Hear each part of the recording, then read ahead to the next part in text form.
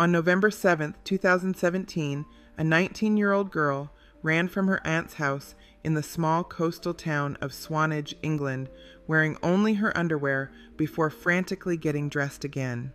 She was sweating, panicked, and according to witnesses, not making any sense. Within minutes, she vanished into the gray November afternoon. For 11 days, hundreds of volunteers, police helicopters, and Coast Guard teams searched desperately for her. When they finally found her body less than a mile from where she disappeared, it sparked questions that would take 5 years to answer. This is the story of Gaia Pope, a young woman failed by almost every system designed to protect her. Gaia Pope was born on July 2nd, 1998, in Swanage, a picturesque town on the Dorset coast. She had a twin sister named Maya and an older sister named Clara. By all accounts, she was a bright, caring young woman with her whole life ahead of her. But in 2013, when Gaia was just 15, she was diagnosed with epilepsy. This diagnosis would mark the beginning of a series of medical challenges that would shape the rest of her short life. The seizures were severe and unpredictable, and despite ongoing treatment and appointments, they continued to worsen over the years. But it wasn't just epilepsy that Gaia was battling. In 2014, when she was 16 years old, something happened that would shatter her world completely. She began talking online with a 22-year-old man named Connor Hayes from Bournemouth. What started as online conversations soon led to them meeting in person. And that's when Hayes, who was already under investigation by police for other matters and was a known child sex offender, drugged and raped Gaia. He threatened her afterwards, telling her he would kill her and her entire family if she ever told anyone what he had done. Gaia was just a child, and she was terrified. The trauma from this assault devastated Gaia. Her mental and physical health began to spiral downward. She carried this terrible secret for over a year, the weight of it crushing her spirit day by day. Finally, in December 2015, Gaia found the courage to tell her family and mental health professionals what had happened to her. She was immediately admitted to hospital on December 15th during her first mental health crisis. But here's where things start to go horribly wrong. Some of the healthcare professionals didn't believe her. Her medical records actually referred to her having delusions of sexual assault. Imagine being a teenage rape victim and having doctors write in your file that you're delusional. The police did arrest Hayes on suspicion of rape on December 16th, but Gaia was discharged from the hospital the very next day into the care of mental health services. Throughout 2016, Gaia tried desperately to get help. She continued with treatment for her worsening epilepsy. She had weekly counseling sessions for the trauma of her rape. She was reaching out, doing everything she was supposed to do. Then, on June 15, 2016, Dorset police called Gaia on the phone to tell her there wasn't enough evidence to prosecute Hayes for raping her. Just a phone call. No face-to-face meeting, no support, just a phone call delivering news that must have felt like being violated all over again. While Hayes wasn't prosecuted for what he did to Gaia, he had been charged with other child sexual offenses, including taking indecent images of children and paying for sexual services from a child. So the police knew exactly what kind of person he was. In September 2016, Gaia was discharged from adolescent mental health services. No one referred her to adult mental health services. Her support from the sexual trauma recovery services also ended. The safety nets were being pulled away one by one. In November 2016, police met with Gaia in person to confirm that the investigation into her rape would face no further action. It was later alleged that police actually discouraged her from using her victim's right to review, which would have allowed her to ask prosecutors to reconsider the decision. They were closing doors in her face at every turn.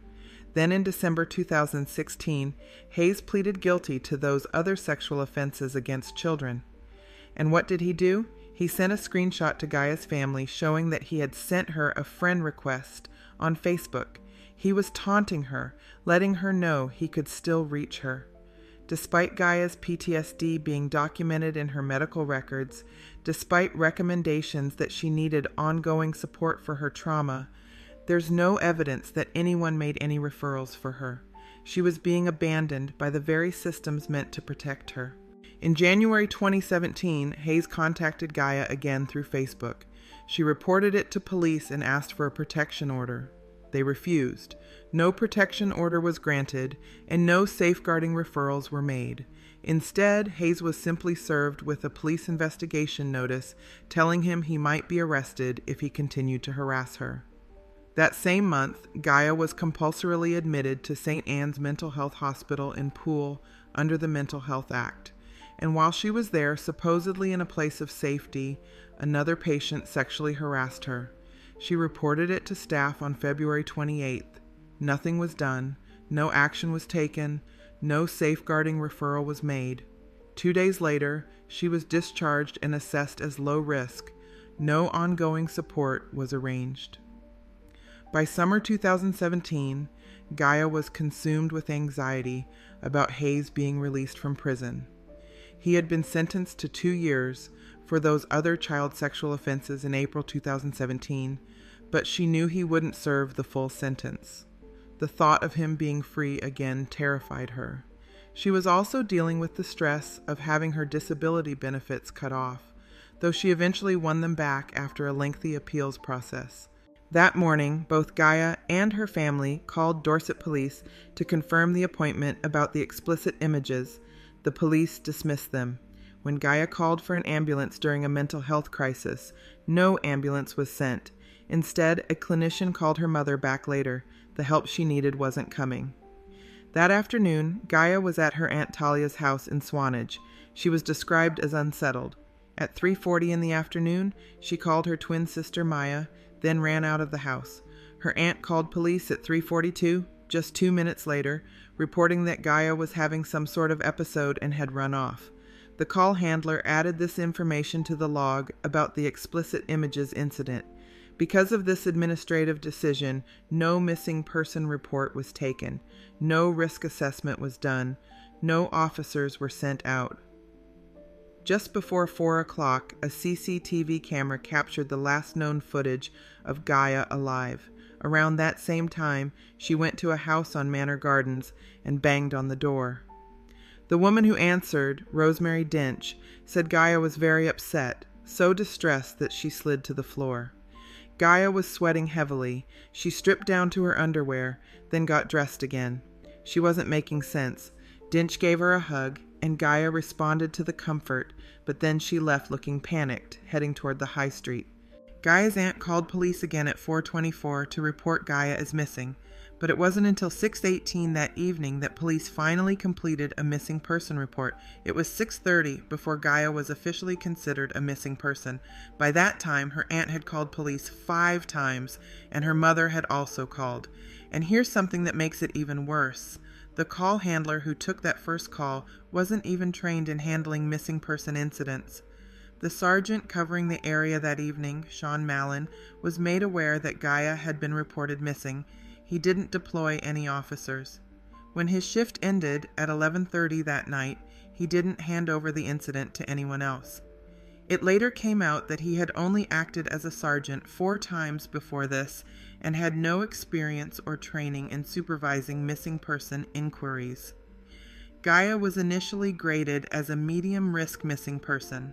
Multiple witnesses would later testify that she should have been graded as high risk from the start.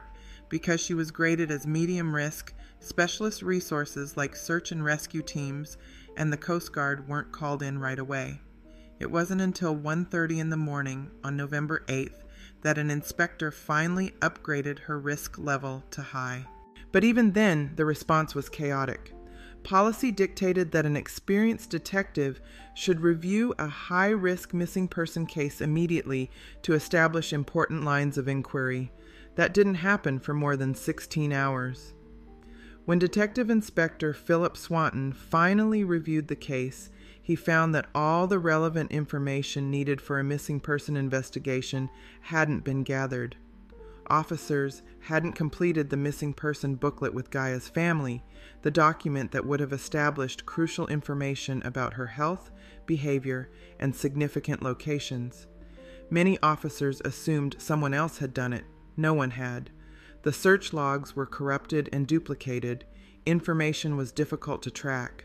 Officers didn't document what searches they'd completed. It was nearly impossible to confirm what areas had been searched on November 7th and 8th because the logs weren't being updated properly.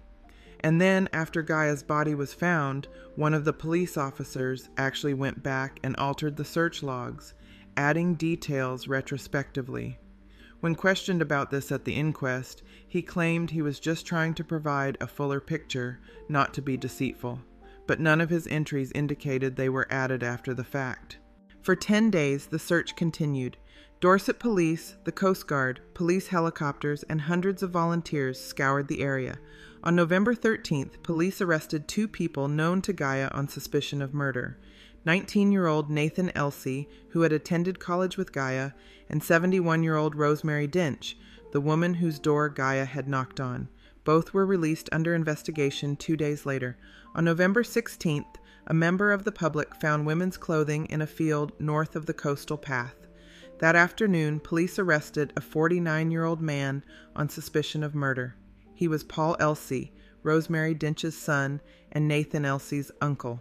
He was also released under investigation the next day. On November 18, 2017, at approximately 3 in the afternoon, specialist search teams found a body. It was less than 300 meters from where the clothing had been found, near the coastal path. It was less than a mile from where Gaia had gone missing. The body was Gaia Pope. She had been there the entire time, so close to where she had disappeared, while hundreds of people searched for her. The post-mortem examination revealed that Gaia had died from hypothermia. There were no injuries suggesting anyone else had been involved in her death. An entomologist determined that the latest Gaia could have been alive was November 9th, just 2 days after she disappeared. She had died alone, cold, and frightened, somewhere between 3:59 in the afternoon on November 7th and 10 o'clock in the morning on November 8th. While police were still figuring out whether to treat her as a missing person, while logs were being corrupted and searches weren't being documented, Gaia was dying of exposure less than a mile away.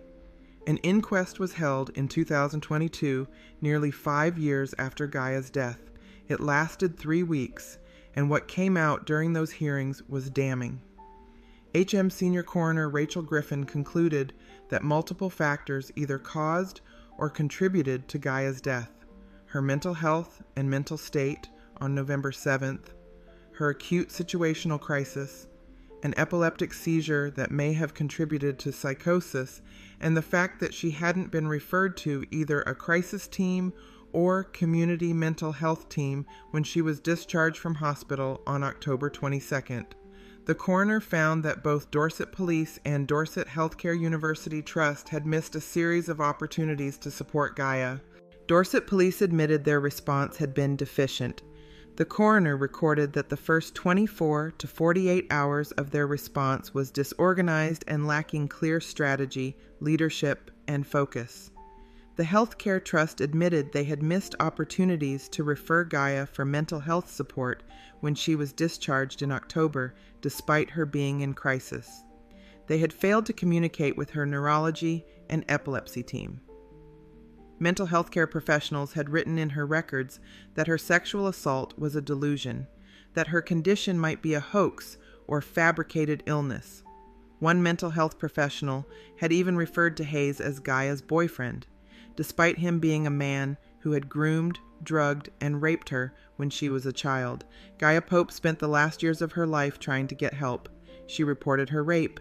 She attended counseling. She engaged with mental health services. She called police when her rapist contacted her. She went to hospital during mental health crises. She made appointments with her GP. She did everything she was supposed to do, everything society tells victims they should do, and at nearly every turn she was failed. She was disbelieved, dismissed, discharged without support, and ultimately, when she needed help most desperately, on November 7, 2017, The systems that should have protected her collapsed completely. Her family held a private funeral on December 8, 2017. In May 2018, they organized a music festival in her honor. They launched a campaign for art to be made in her memory. They fought for years to get answers about what happened to their daughter, their sister. In July 2023, the BBC broadcast a documentary about Gaia's case. The Independent Office for Police Conduct finalized their report in November 2019, though it wasn't published until October 2023. Gaia Pope was 19 years old when she died. She had a twin sister who loved her, an older sister, parents who fought for her, and a whole life that should have been ahead of her. She was a rape victim who wasn't believed, a mental health patient who was repeatedly discharged without support, and a missing person whose disappearance wasn't taken seriously until it was too late. Her story is a devastating reminder of what happens when systems fail, when people fall through the cracks, when victims aren't believed and vulnerable people aren't protected. Gaia deserved so much better than what she got. She deserved to be believed, to be protected, to be helped, and to be alive. That's all for today. Don't forget to subscribe and be kind to each other.